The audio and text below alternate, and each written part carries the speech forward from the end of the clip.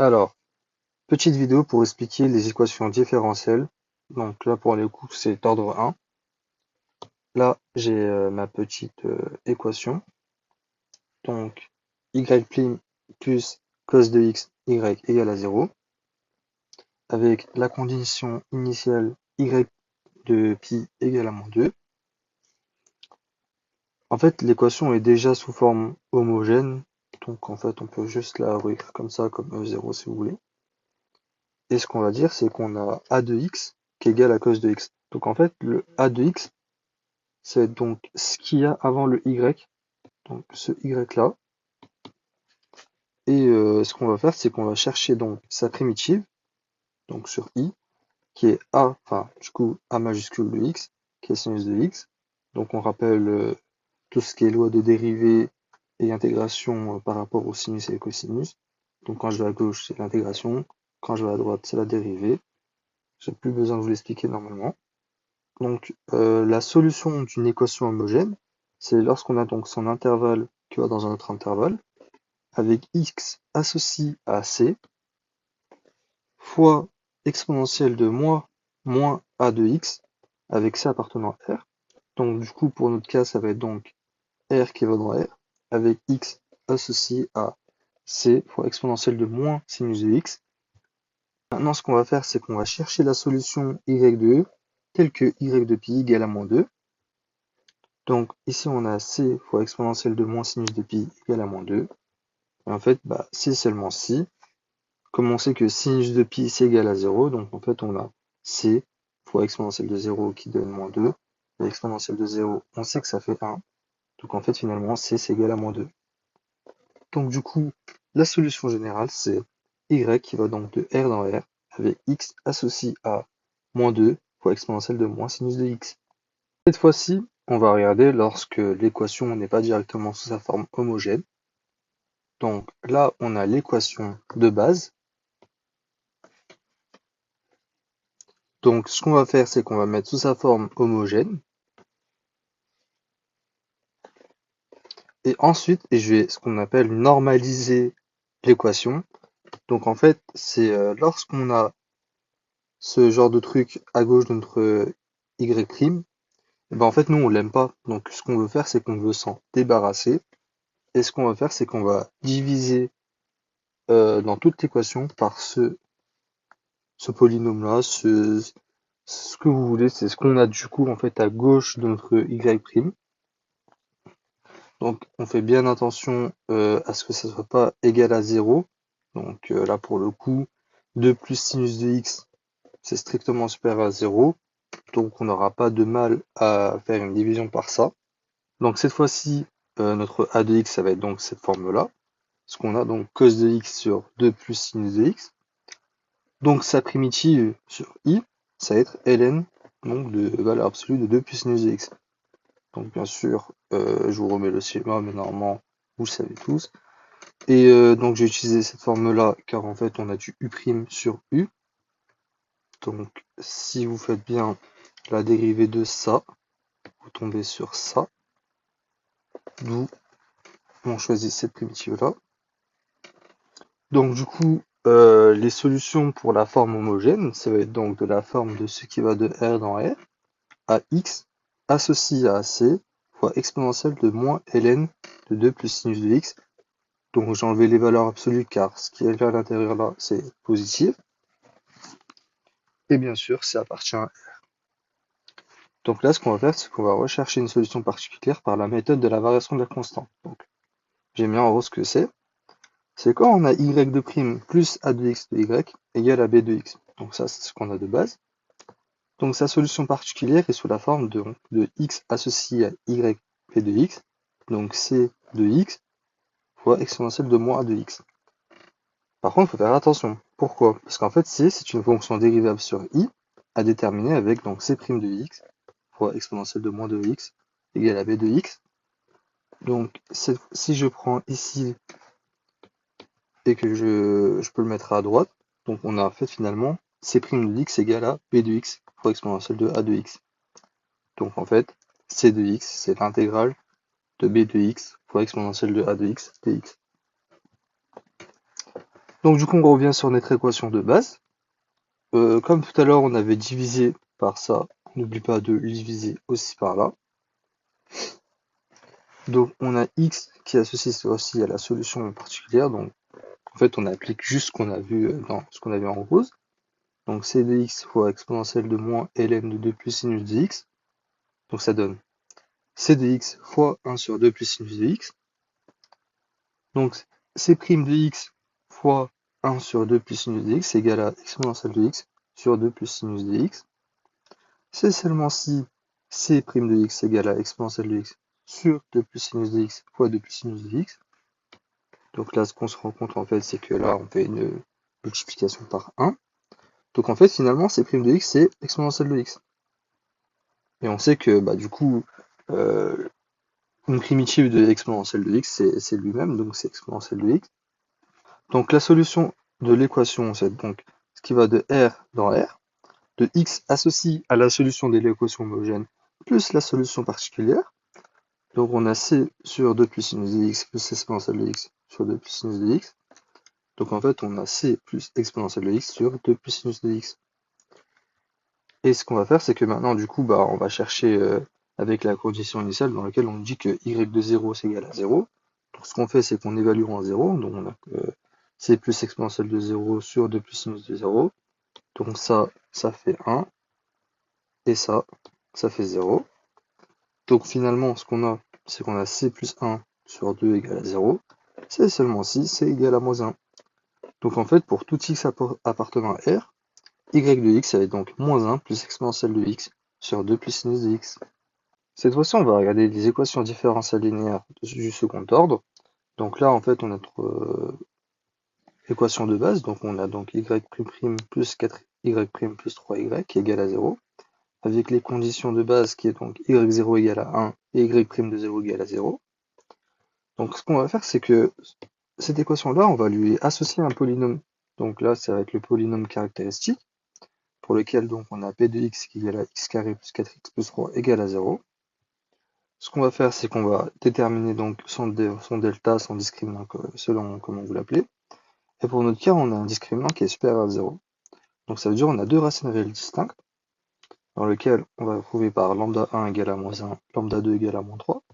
Donc là, on est dans le cas où le discriminant il est supérieur à 0. Donc la solution de l'équation, ça va être donc a fois exponentielle de lambda 1 de x plus b exponentielle de lambda 2 de x avec a et b appartenant à R. Donc on revient sur notre équation de base. On a donc x associé à a exponentielle de moins x plus b exponentielle de moins 3x.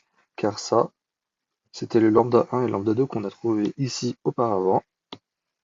Donc cette fois-ci, ce qu'on va faire, c'est qu'on va chercher a et b. Et bah, du coup, on a les conditions de base, qui est donc y0 égale à 1, y de 0 égale à 0. Du coup, hop, je remets mon y de x. Et ce que je vais faire cette fois-ci, c'est que je vais la dériver. Ensuite, du coup, ce que je fais, c'est que j'évalue en 0.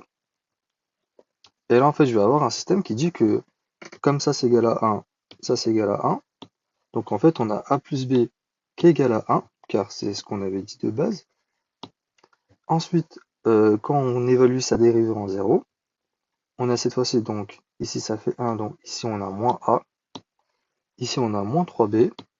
Et pareil, donc ça, on dit que c'est égal à 0. Donc, cette fois-ci, ici, on a donc moins a, moins 3b égale à 0. Donc, je résous le système et à la fin, j'obtiens que a égale à 3 demi et b, c'est égal à moins demi. Donc, finalement, y, c'est la forme de x associée à y de x, tel que y de x va égal à 3 demi exponentielle de moins x moins 1 demi de exponentielle de moins 3x. Toujours sur les équations différentielles linéaires du second ordre.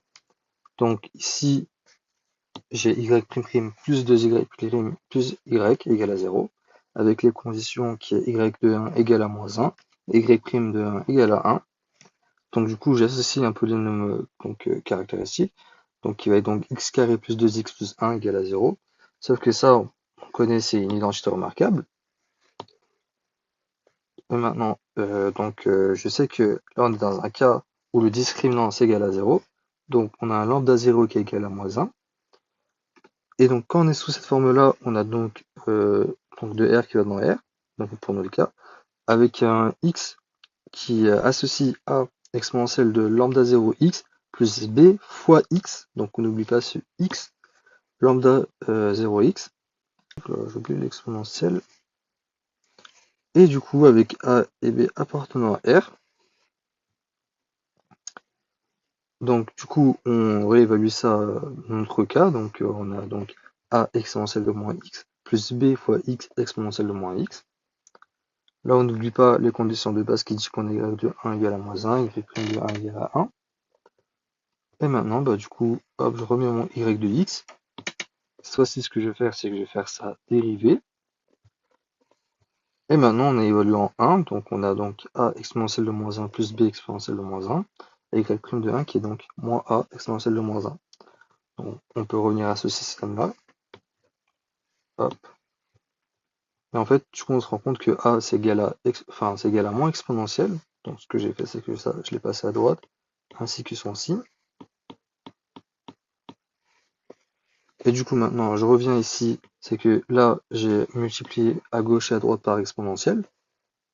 Donc du coup, j'ai A plus B égale à moins exponentielle. Et finalement, en fait, on a A égale à moins exponentielle et B égale à 0. Donc en fait, les solutions pour cette équation, c'est donc tout ce qui va de R dans R avec X associé à moins exponentielle fois exponentielle de moins X, soit moins exponentielle de 1 moins X. Cette fois-ci, on arrive dans le dernier cas lorsque le discriminant il est strictement inférieur à 0. Donc du coup, toujours pareil, là on a l'équation de base.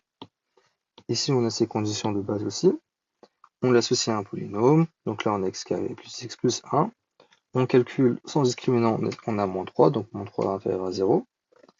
On a donc deux solutions complexes, avec donc moins 1, donc plus ou moins i racine de 3 sur 2. Et je sais pas si c'est tout le temps comme ça, ou j'en ai aucune idée.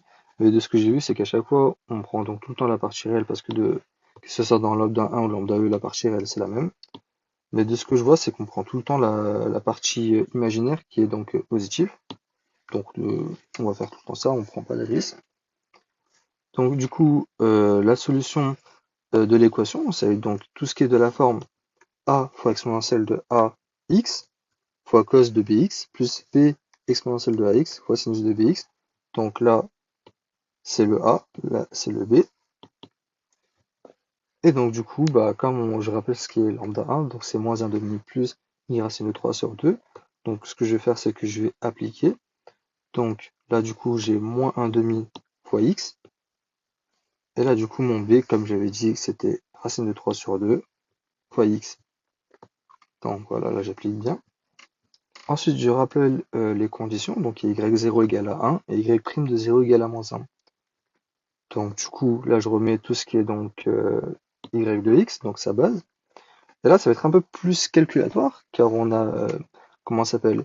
On a donc des multiples. Donc en fait, a et b sont des réels. Donc on sait que lorsqu'on fait la dérivée, par exemple, de lambda u, et ben en fait on a lambda fois u'. Donc du coup le a et b vont pas spécialement nous déranger car ce sont des réels. Mais du coup comme on a des fonctions qui sont multipliées entre elles, donc on sait que lorsqu'on a u fois v, le tout, le tout dans sa dérivée, c'est qu'on va avoir donc u' v plus v' u. Et donc comme on l'a deux fois, c'est ce qui va être un peu plus calculatoire, donc très embêtant, il ne faut pas faire de faute dans ça. Donc là je pose bien, donc j'ai un u1 qui est égal à ça. Bien sûr, j'ai donc sa dérivée, ça va être donc égal à ça. Pareil pour mon V1, donc mon V1 c'est ce qu'il y a là. Donc voilà, donc on fait sa dérivée.